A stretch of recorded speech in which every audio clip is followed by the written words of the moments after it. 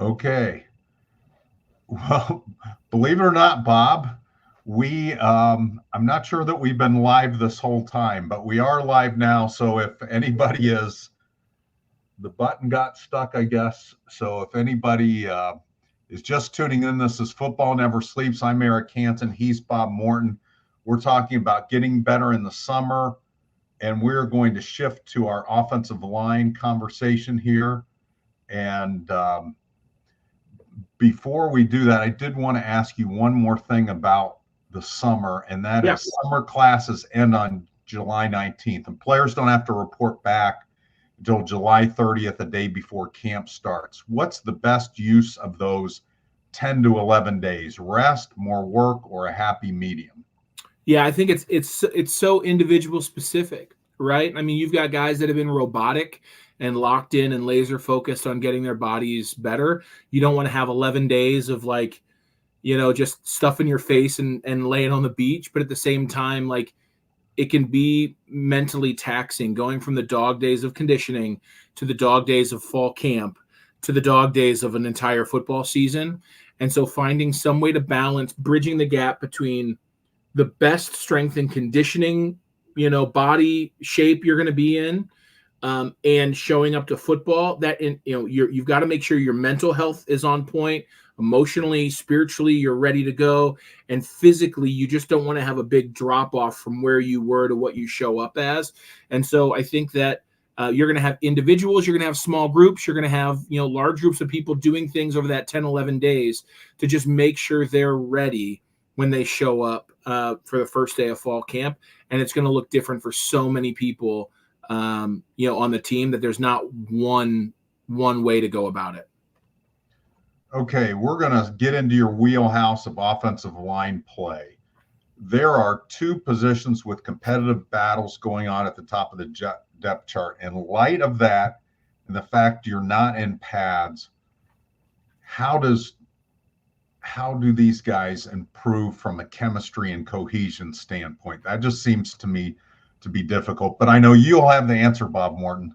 I'll try, right? I think one of the things, with offensive line is, our job is to run into things and move them out of our way, right? There's a natural like strength and aggression and a unity of doing that, across the line, from left tackle to right tackle and everybody in between. And so I think that there are activities and opportunities to do that, during the summer, whether it was Coach Mick or whether Coach Ruben Mendoza, my two strength coaches, they always found ways, every week or every other week or so to do kind of like team conditioning competitions where, we would have pods of linemen, offensive and defense, who would go against one another, whether it be in tug of wars and obstacle courses and things of that nature. And I think learning how to, kind of go through that fire together, you don't need to have pads to do that, to win, to lose, to battle back, to come from behind, to do all those things. And then I think that what I would want from an offensive line perspective is like somebody to really develop the identity for that O-line, that we're going to show up early and we're going to leave late. When I played we had obviously the weight room, there at Loftus, or then the Guglielmino Center. And then inside Loftus, there was a garage. It was nothing but brick and a big garage door. And only the offensive line had the key. And we would open this, and it was just pads in front of the brick, just dummies that were like hung on the brick. And we would do pass sets and just hit the brick wall over and over and over and over again. And it was all about, like, even though some people had faster pass sets and slower pass sets and they hit from different angles and with different strength, we wanted to hit in unity as we were sliding across, just to develop this rhythm that when everybody else was going home, they were going to hear just the smack of hand against this pad, against this brick wall, over and over and over and over and over again. And we wanted it to be challenging to our team. We wanted it to be almost haunting to the defensive line, that we were going to be ready to go whenever fall camp started. They weren't going to want to face us. If you're just joining us on Football Never Sleeps, God bless you, because I did not hit the go live button with enough authority to make it punch in at the beginning. So feel free to ask us questions, feel free to comment, and feel free to make fun of me, because I don't have my driver's ed teacher here today to walk me through the technical steps, but we're going to have fun and we're going to take your questions in a minute. I do want to work one more to Bob from me, and then we're going to go to your questions. So fill up the queue. Let's look at the two contested battles, Bob. Emil Wagner and Tosh Baker at right tackle, and Pat Coogan and Rocco Spindler at left guard. Can you size up what's happening there and how you think those two will play out? Yeah, I think you've actually got something really similar, even though the battles are different, right? Like you've got someone who's really been around the block in Tosh Baker, and you've got kind of a young up and comer in Emil Wagner. You've got two guys that have played, were starting guards last year at times during the season together, and now competing for this other guard spot. But I do think what's similar is you're looking at a battle between who's got the highest floor and who's got the highest ceiling. And I do think that when you're dealing with the season that we have upcoming, right? We've got a lot of things that we want to accomplish over the course of the year. There is an element of you want to make sure you're playing the person who's not going to blow that floor, right? Like who's not going to make a mistake that's going to cost you that game, that will keep you out of it. And so you've got your highest floor player who's going to give you what you expect day in, day out, but maybe can't really reach that next level. But then you have to figure out when you go to that guy who's just got the higher ceiling, who can not only help you win 12 games during the regular season, but is going to be the guy that you want to compete when you get to the playoffs. And I think when you look at Emil Wagner, so much potential, really working hard to get his body right. I like his footwork, his positioning, what he's bringing to the table. Sometimes he's over analytical and kind of gets in his head pre-snap and needs to be able to speed that process up or start to simplify things.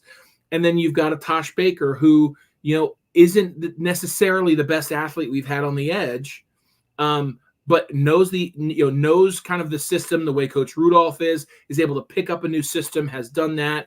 And I think that is going to give you the best of what you expect from him. And then at guard, I think you've got Spindler, who is your highest ceiling guy. At times just looked like a mauler last year, but then there were times he was drastically out of position. And I think that you've got Coogan, who tends to be a little bit more of the in position, gives you what you need, does well in protection, had a couple of blown assignments of like linebackers scraping over the top. It does happen.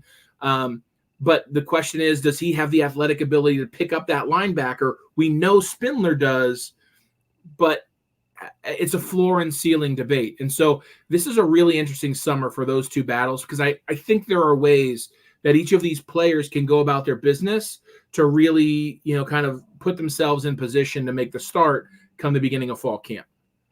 If you're the offensive line coach, do you pick, let's make it a little bit more generic, do you pick the high ceiling or the high floor guy? Or does it depend who else is on the line? Yeah, so I can give you a really simple answer for right now, but I need you to know that, like, the answer is more complicated, right? Like I'm giving you the simple answer, but I'm one who doesn't love a whole lot of risk. You're going into College Station, and it's going to be 197 degrees and 100,000 people that they don't just cheer, like they literally chant in unison. I don't know if you remember, Eric, I had committed to Texas A&M before I flipped to Notre Dame, and it was amazing when you're a fan of it, but when you're not a fan of it, you realize it's freaking crazy down there. And so I think you have to go into College Station with your high floor guys. If your high ceiling guys can become your high floor guys, that's what you want. But I think you've got to make sure you're not going to go in there and have somebody, who's kind of wetting down their leg and putting us in a really bad spot, because it's not just one game. We're looking to set this season off on the right foot. Okay, we got a bunch of questions loading up, and I think they want you to answer them. I may chime in a little bit, but Great. we're going to start. This is Bob Oxnard from the Insider Lounge. What attribute of offensive line play is the least appreciated by people who have not played the position? Bob, my man. Oxnard, California, James Benelli coming. He was a classmate of mine. Here's what I would say. Attribute of offensive line play least appreciated by people. It's simply an understanding of the blocking scheme. One of the reasons I don't watch a whole lot of games in the stadium is because, players will go ahead and yell at the right guard for missing a block because they don't understand that the blocking scheme accounted for that linebacker to be unblocked. So it wasn't actually the right guard that, was in the wrong place. It was just the fact that the blocking scheme was accounting for that outside linebacker to be unblocked, and the right guard was doing what he was supposed to. Pre-snap, knowing what's going to happen and knowing the immediate threat that you need to take away, the secondary threat that is your primary responsibility, and then how you can help without getting in the way. It's a mental game that goes on before every play. And you need all five guys to be doing that on their own with a little bit of help in between. Right guard lets their right tackle know what they're doing. But listen, I had a couple games early in my career with a player who was a high ceiling but a low floor player, and I had to tell him essentially what his number 1 and 2 responsibilities were before every play, and it was the most exhausting game of my life because it was worrying about someone else's responsibility when I needed that time to really make sure that I was locked in on mine. And I just think we love size, we love athleticism, we love maulers, we love great pass protectors, but we just don't know that the offensive line to some degree has to be an analyst pre-play every single snap. And I don't think they get appreciated for that enough. Okay, we are going to go to Tony. Do you have a sense of how much playing high-level competition in high school helps early performance of offensive line play? Yeah, I was black. I came out of McKinney, Texas, and so we played the likes of Allen, Texas, Plano. A group of schools that have had some NFL guys. Kyler Murray was an Allen, Texas guy, well after me, but I'll just drop a name if I can. Played against guys in high school that I ended up playing in college just a couple of years later. And I think that probably the reason that I was rated as high as I was, and one of the reasons I was able to get on the field as quickly as I did, was because I've been seeing a certain speed and size of competition that you don't see across the country. I love my hometown. I live in Berrien Springs, Michigan. It's about 25 minutes north of campus in South Bend. And I love going to Berrien Springs High School football games on Friday nights. But to see a 6'3" lineman be 3-4 inches the tallest guy on the field and just kind of, a bowling ball through bowling pins, like it's just not to transition from being the biggest and the baddest and the best to that degree to then come in and be just among the crop is a really difficult transition. So I think your best linemen are going normally to come from places where you're seeing the highest level of competition. That changes a little bit now that we've got these showcases that are allowing athletes to compete, regardless of where they live. But I still think your Texas, Florida, Californias, you're going to, wherever you get the beefy line play, you're going to have to see that size and speed in high school to be ready to play first, second year, of course. Okay, we're going to go Steve from the Insider Lounge. Please have Bob rank in order what he sees as preferable for offensive linemen: athleticism, strength, technique, and size. Now, he didn't put the analyst part in there. He said, I asked when putting into the context, and it runs into another. It couldn't all fit on the screen, but he's asking you in terms of those contested positions. Yeah, so let me go ahead and do this. I'm going to put understanding we can talk about tackles specifically and guards and centers and whatnot. So I'm going to go ahead and put size as my least important thing. I see, Sean W. Here, Robert Hainsey played well at ND under 300 pounds. Listen, I played at 288 2 out of my 4 years on the field. And so I think it can be done really, really well. You got to make sure that you're strong enough to do it and you're smart enough to do it. But I think it's the thing that I need my athletes to have the least. And then after that, I'm actually going to say strength is my third. So size is my bottom, then strength. Building on that, I'm going to go athleticism, and then my top is technique. I think if you are tall and lean, if you are short and squat, if you are however your body works, if you're great at pulling, if you're a great pass blocker, if you're great at run blocking, having the understanding of how to use your body athletically and have the technique to do what needs to be done on a given play, anybody can be really successful. I know the game is going to a certain size and we need to compete at that level. But if you've got a 6'3" guy that is athletic enough to do everything you need them to do and can blow somebody off the ball, that 6'3" guy needs to be on the field, not the 6'6" guy who's in waiting. Irish fan, I appreciate the encouragement, and Bob is doing all the talking, so it's making it easier for me to do the technical parts of this.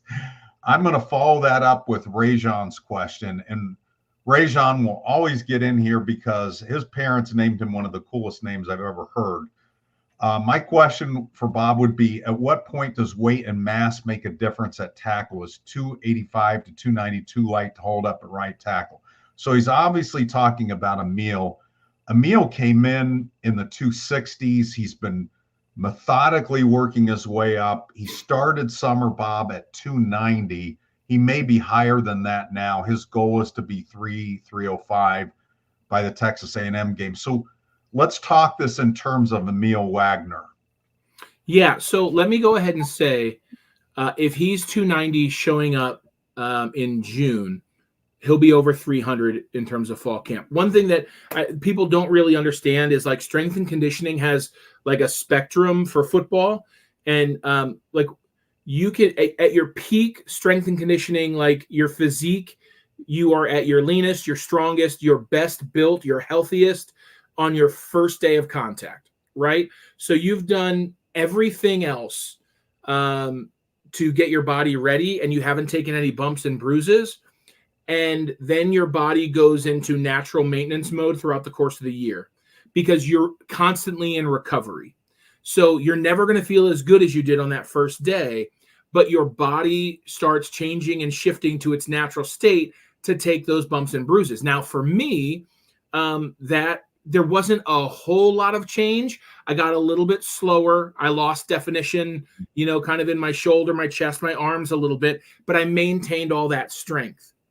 For someone like Emil Wagner, who's probably naturally a 235, 240 guy that he would carry, if he goes in at 290, by week 8 or 9, he might be 282, right? And so can you be 290 at tackle and have great technique? Absolutely.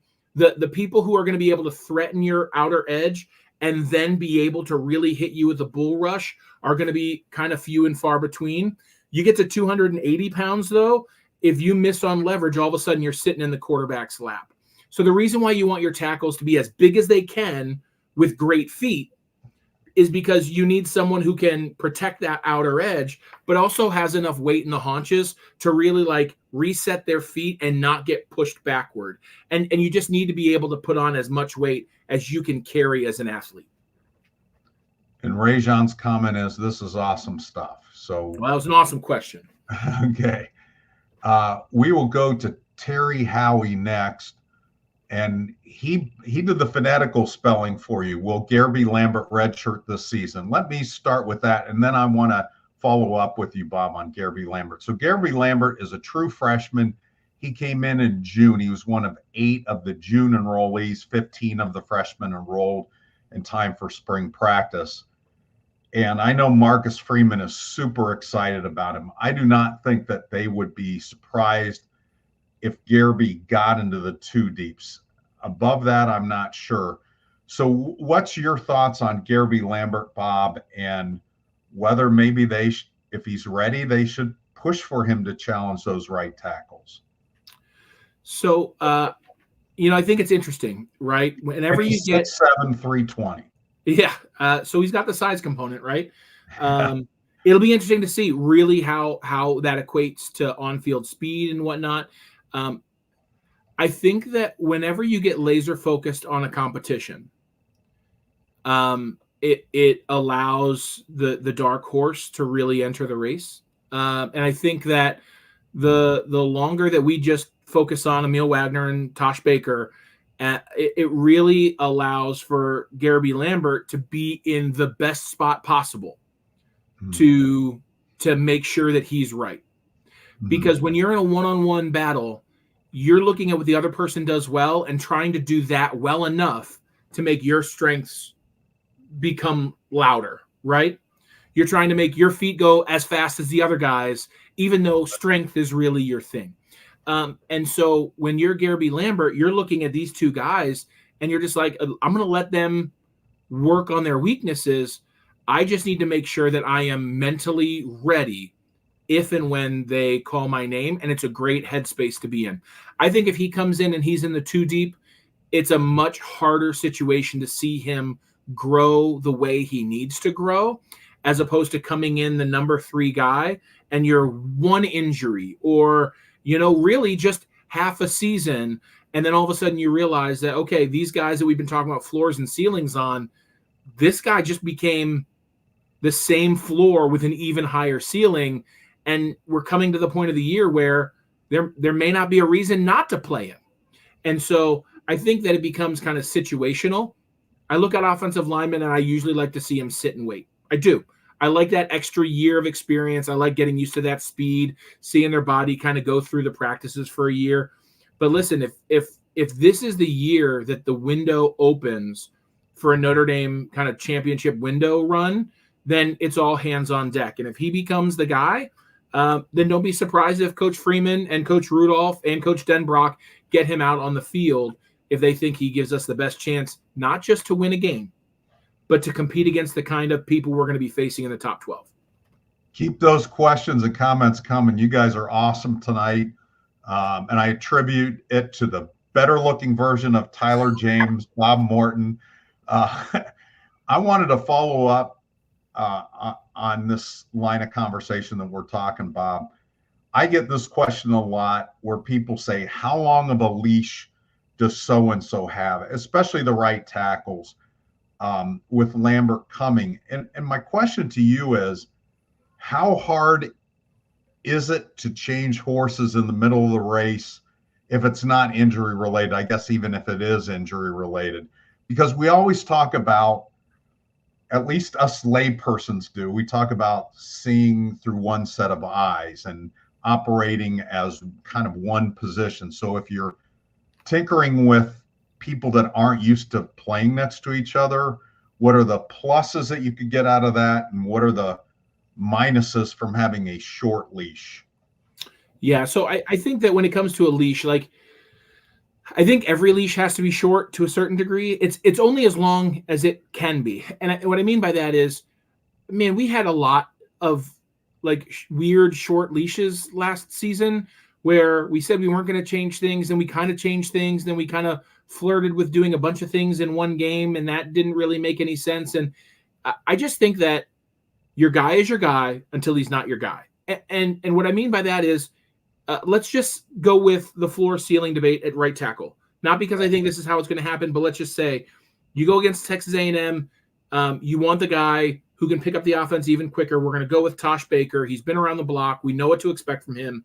Like, Tosh Baker's your right tackle, and you're going to go ahead and keep him as your right tackle until such a point as, man, like, Emil brings more to the table. What happens in that moment is, whether it's in the middle of a game, whether it's a week leading up to a game, preferably, whether it's a bye week, which would be the dream scenario, is you say, hey, listen, like, Tosh, you got us to this point, and you've done great work. Here are the 3 reasons why we can't move forward with you as our guy. Your job over the next several weeks is to try and eliminate those reasons and get your ass back on the field. Emil, you're our guy. You're our guy until you're not. Don't be looking over your shoulder. Tosh isn't coming back in for you.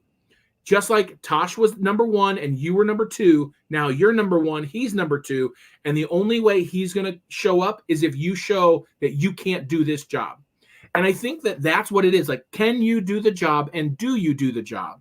Because, man, if someone's doing the job and there's a leak here or a missed assignment there, and it like, stuff happens, man. If I got pulled every single time I missed an assignment, I mean, go back to my 5th year in 2006 when we were supposed to be like a national championship contending team. Man, we almost lost that Georgia Tech game because of me. You know what I mean? Like, I couldn't block a soul for half of that third quarter. So I think that, like, if you're always worried about who's behind you, then nobody can be in a good mindset about that. But you've gotta have a bunch of dogs who, like, are pulling at the leash and saying, like, I'm gonna go until they tell me to stop. And it's a weird mentality to have. But if we don't have linemen that can play nasty football and play unafraid of somebody behind them, then, man, you just can't play at Notre Dame. Like, especially on the O-line, we've got too many guys coming. Okay, here's a personal question. Bob from Jeff Stevens. Bob, honestly, would you rather be in ND development or on the football staff? Jeff, listen, I am so glad that you're watching, and I don't know if my bosses are watching, and so I got to be careful with this. But here's what I'll say, Jeff. If I could work the hours that I work now and do nothing but football-related things nonstop for the kind of pay that Coach Denbrock is getting, I would 100% do that job. I would absolutely love to be in football and be in athletics. But, you know, coming back to Notre Dame and being able to do this as a part-time gig with friends, really talk football whenever they ask me to, in department and out of department, I really enjoy what I do, and it allows me to be a father of 4 kids, a husband to my amazing wife, and have some kind of semblance of balance. So I'm not going to look this gift horse in the mouth just yet.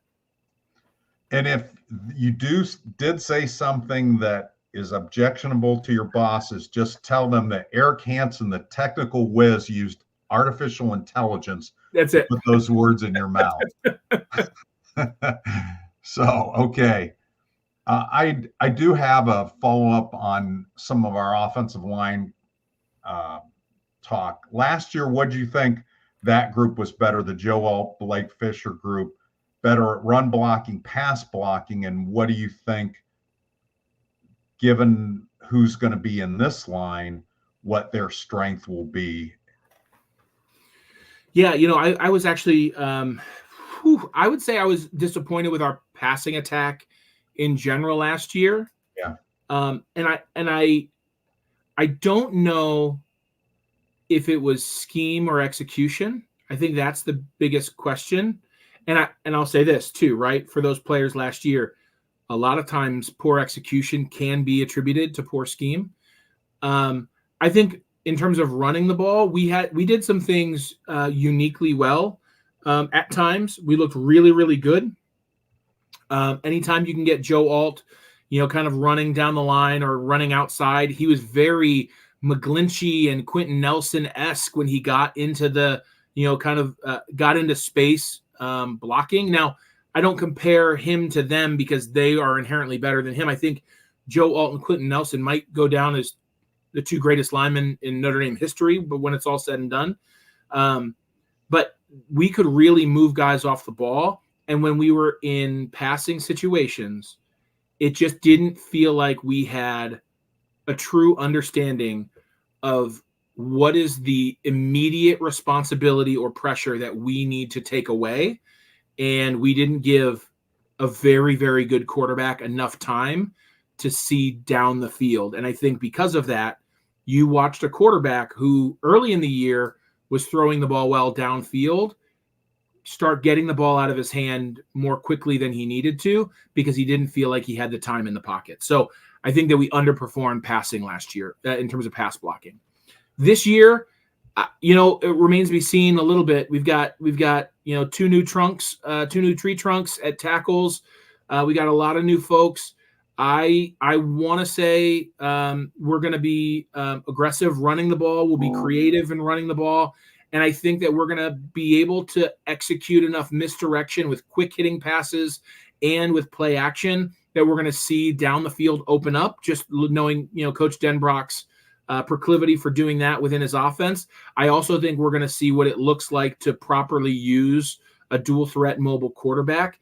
So I think we'll have some really exciting running options, especially with the stable of backs that we have. We should, but I look forward to being excited and impressed with our team's passing attack and our pass blocking this year. Terry's got another good question, but I'm going to hold off on it for just a second because we talked about this in one of our podcasts, and I really thought your answer was interesting. You're obviously familiar with Mike Denbrock from one of his previous times at Notre Dame. Yeah. And for those who don't know, Coach Denbrock was the tackles and tight ends coach when I was an offensive lineman at Notre Dame. So he was there with Ty Willingham at first. And so even though he was just tackles and tight ends, we shared a meeting room. So he was really my secondary coach for my first 3 years at Notre Dame. Go ahead, Eric. And they've stayed in touch over the years too. So it's not like they're strangers, but how can Mike Denbrock's presence, what will that possibly do for the offensive line? Not just his offensive line background, but also his play calling ability. How do you see that playing into how this offensive line could evolve? Yeah, I've had a couple of really great conversations with Mike, and I really just appreciate his perspective. Like, he's really confident in his own ability and what he's bringing to the table. But I think what I love is also his humility, and like he doesn't know what kind of plays he's going to call until he knows like who's going to be on the field. Like, what you want to do, and you want to drive your team a certain direction, but at the same time, like, you don't really know how the car is going to handle until you know what wheels, what tires are on the car. And so, he's going to really push these linemen to be so similar that they're interchangeable, but he also has the smarts to realize that they're not.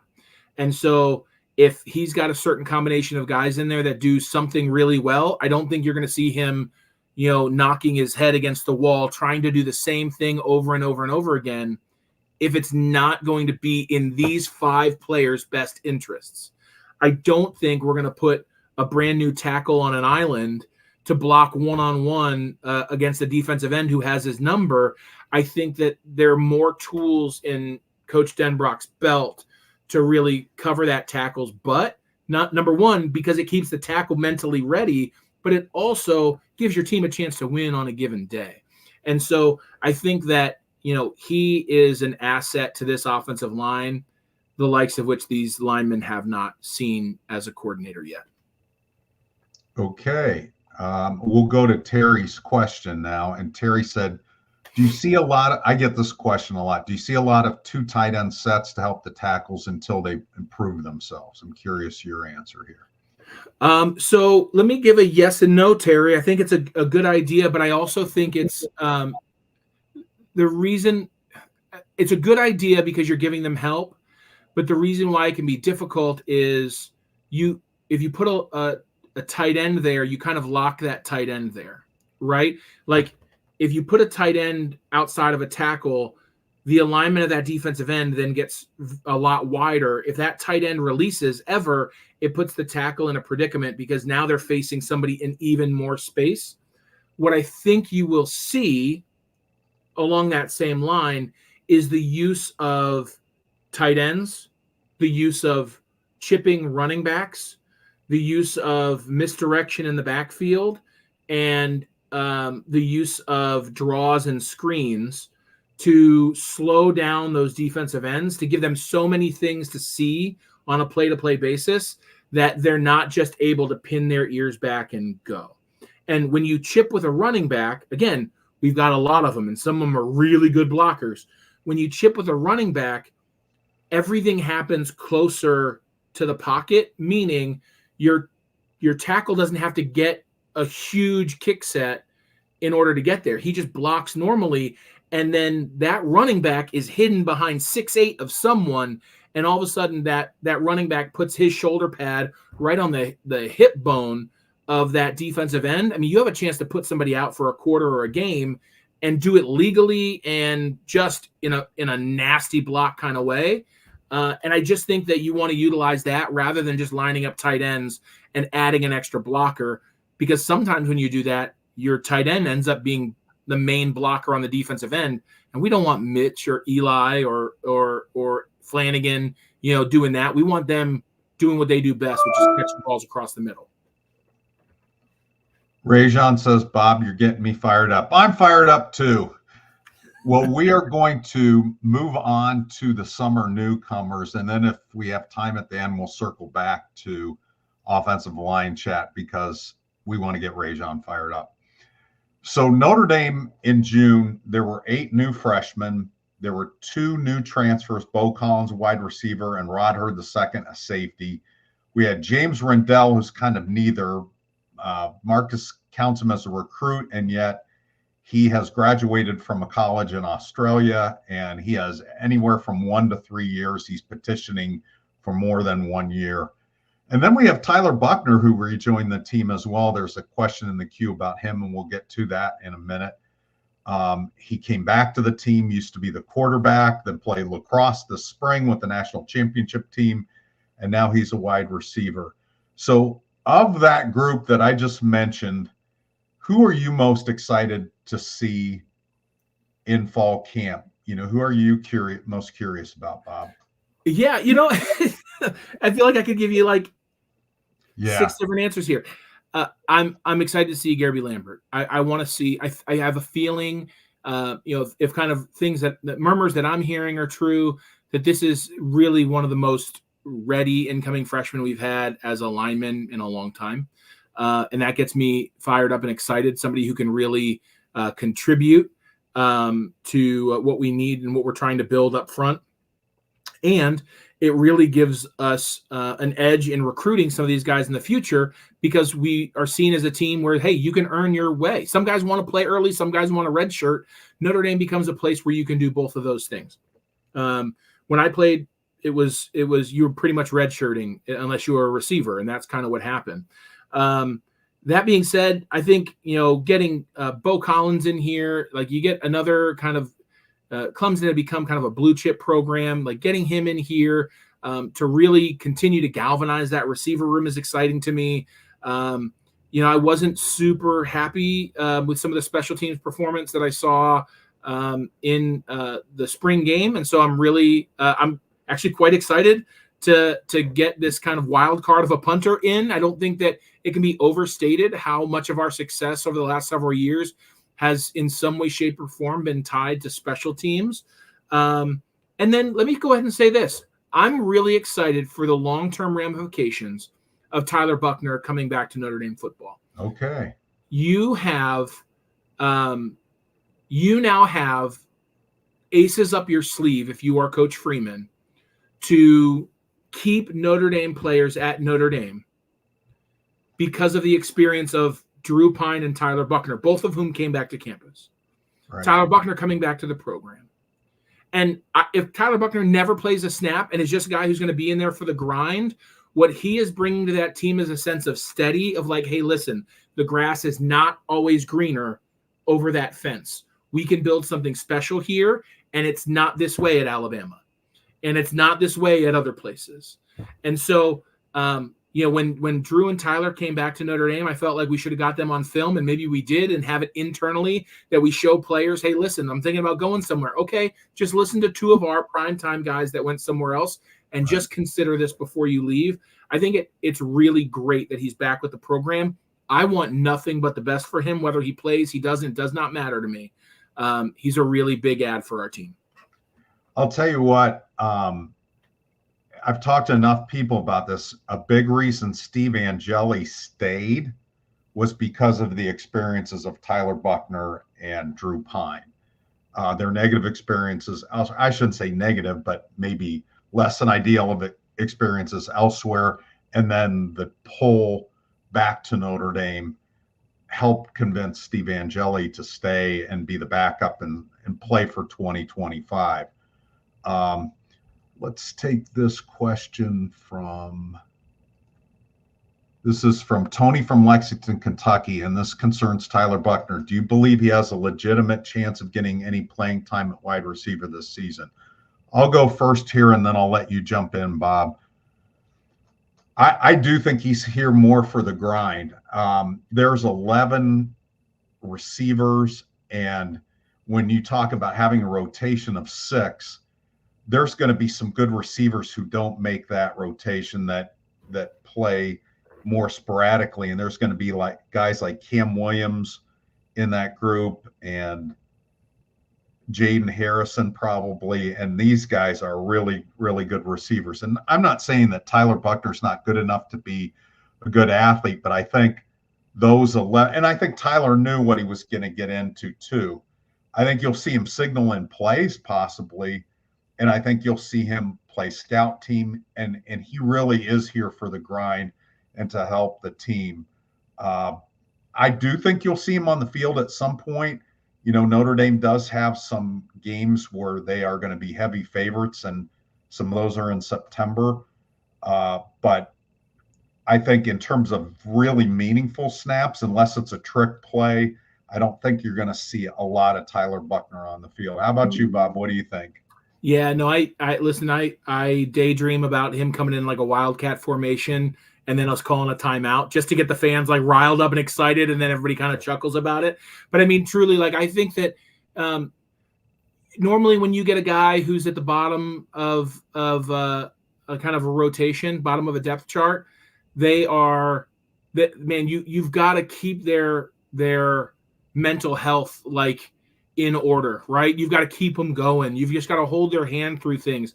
To think that we could have somebody who's fighting in the bottom third of a receiver depth chart who is really a galvanizing force, almost a captain-like personality in the team. Like teams just don't have that.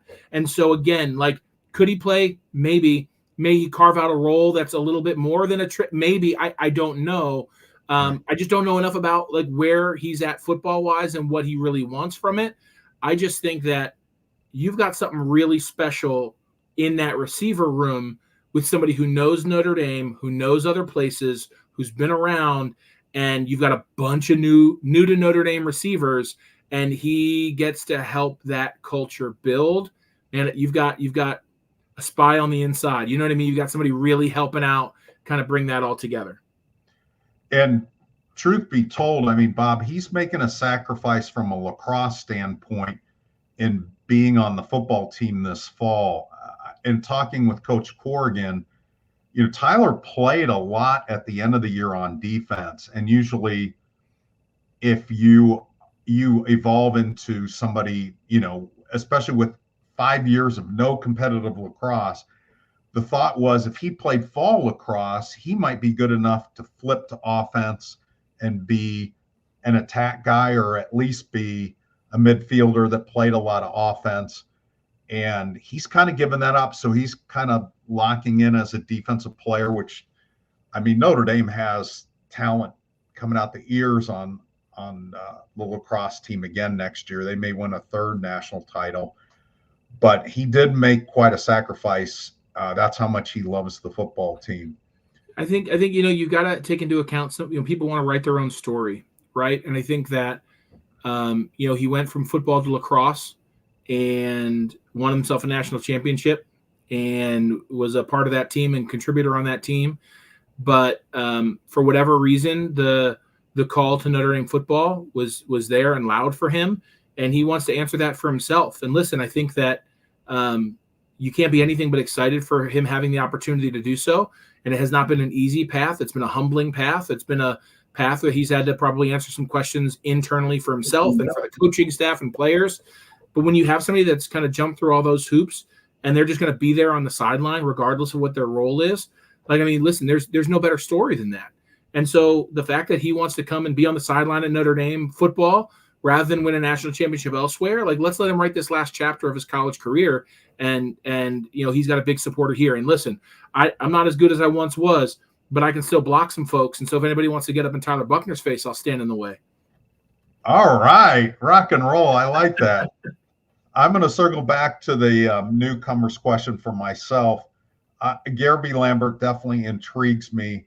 He does not have the clearest path to playing time. The 2 cornerbacks do. They're going to need to be ready to play, especially if there's an injury or if Ben Morrison is slow coming back from his shoulder surgery, which isn't projected right now. But Bob, I mean, injuries, the timetables shift faster and slower and things like that sometimes. So Carson Hobbs and Leonard Moore, both those guys are really interesting. Leonard is playing the boundary corner right now, which is what Ben Morrison plays. Carson, they've shifted to the nickel.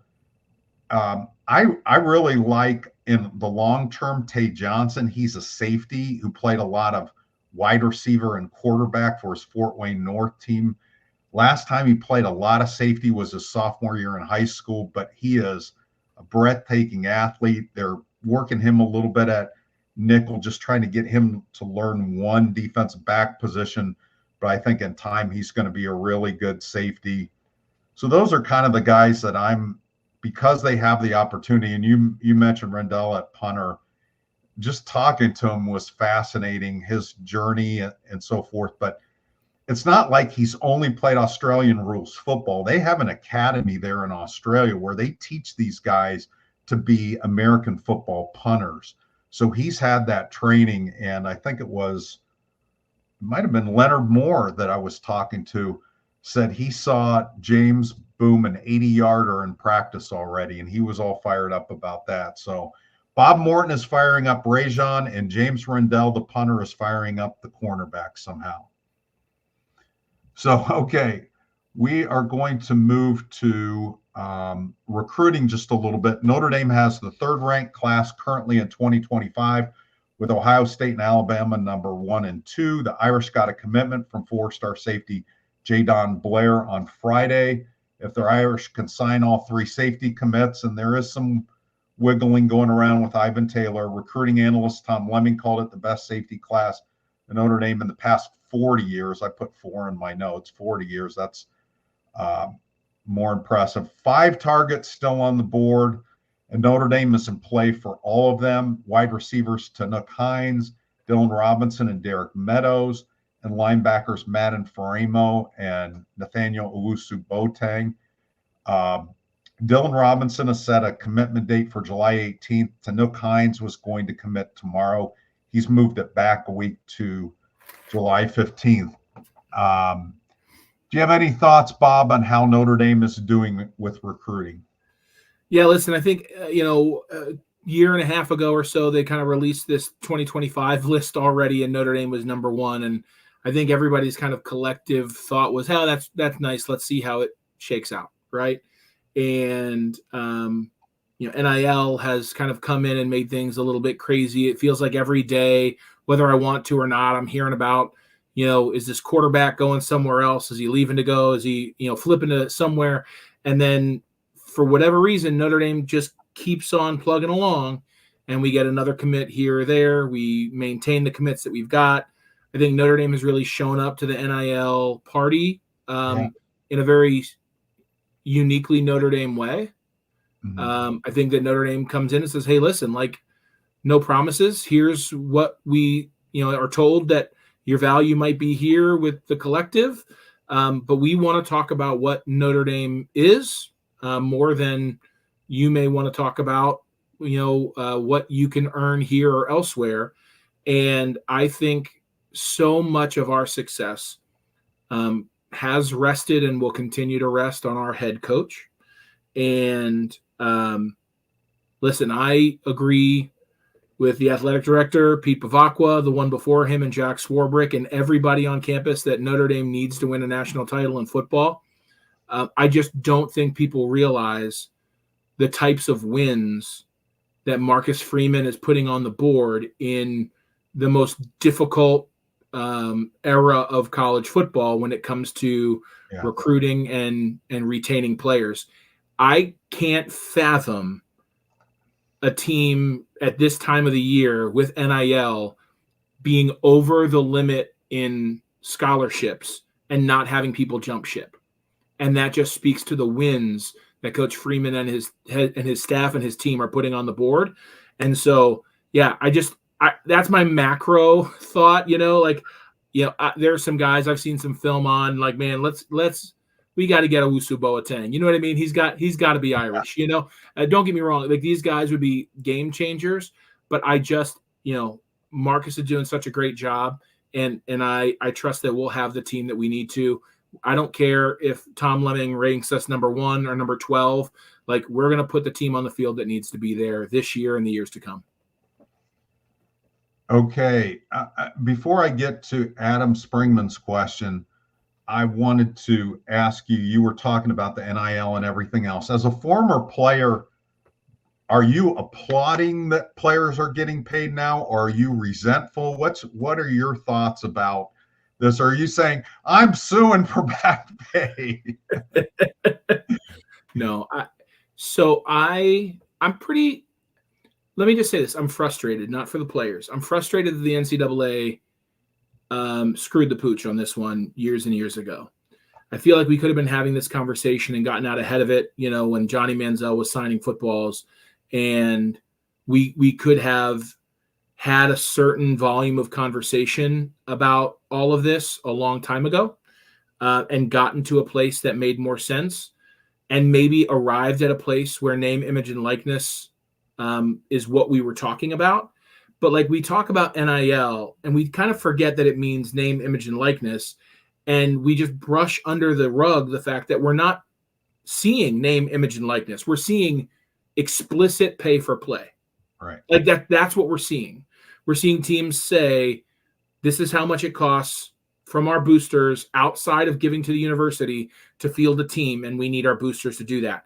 Like, I had boosters get in trouble for offering me dinner at their home in Michigan City, Indiana. And we have boosters showing up with millions of dollars to create a 4 or 5 year commitment for a player to come to school. Like, this is pay for play. There's no amateurism at this at all. And I think we accelerate into the conversation of, are these student athletes or are they employees? And all of a sudden the conversation gets away from the student athletes and away from the people who have the capacity to make the decision. And it gets in the hands of people who say, yep, they're going to be employees.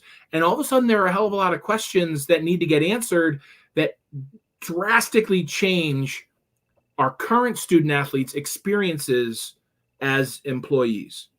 And so, I'm frustrated the NCAA let this get away from them in the way they did by kind of putting their head in the sand for so long.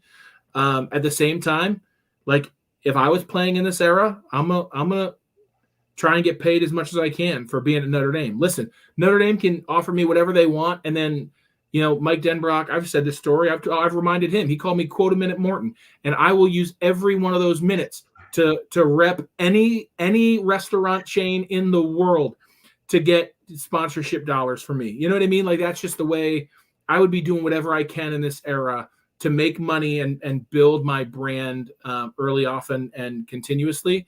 But it's just, unfortunately, that's not what we're doing. We're talking about pay for play, and there are the haves, the have-nots. We don't even know what college football is going to look like when this Wild West settles down, and it's going to have to settle down because not everybody can afford to play this way. Okay, we have gone way past 8 o'clock, and the reason is because there was some dummy that did not hit the start stream button decisively enough. I did it weekly, so I think I need to get into the weight room and hit the button harder. But we do appreciate our audience has been building exponentially throughout the show, so we're pretty happy about that. But here's the question, and this is a recruiting question. Does Notre Dame intend to find a replacement for Ivan Taylor, or are they content with Long and Blair, Ethan Long and Jadon Blair? So, Adam, the answer to your question is it's really too early to say at this point. Ivan Taylor has been committed since December 1st. He's taken some visits to other schools. There were reports today about him trending toward Michigan. He's been trending back and forth a little bit, so I don't think that's a done deal.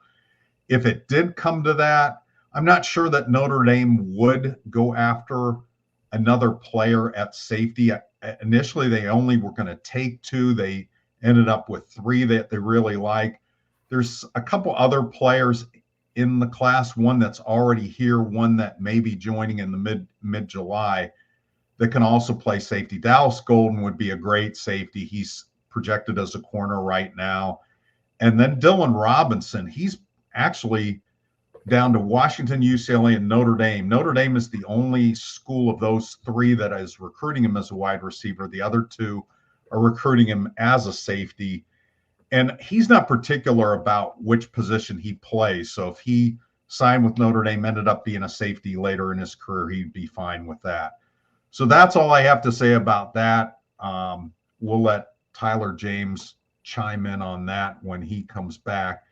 Speaking of which, we are going to thank Legacy Heating and Air for sponsoring us since I blew their ad early. I am also going to remind you to use NDYT for a 330-day trial of Inside ND Sports. It'll go much smoother than the first part of this show did. I also want to thank Bob Morton for joining me. And if I didn't scare him away, I think we're going to do this 2 more times later this month. Yep, Bob, are you nodding your head, or are you just saying, shut up, Eric, we'll talk? Get me out of here. No. Yeah, I'm in. So I think, we talked about being off next week, and then the 2 weeks after that, kind of, loading up and doing this again.